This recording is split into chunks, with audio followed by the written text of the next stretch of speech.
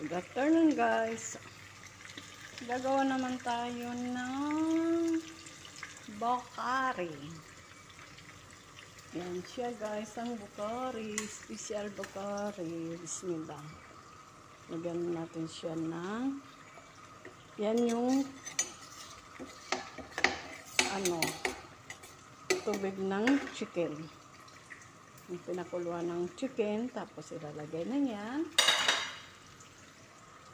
Yan ang special bokari. Tapos, ilalagay na natin yung rice. Bismillah.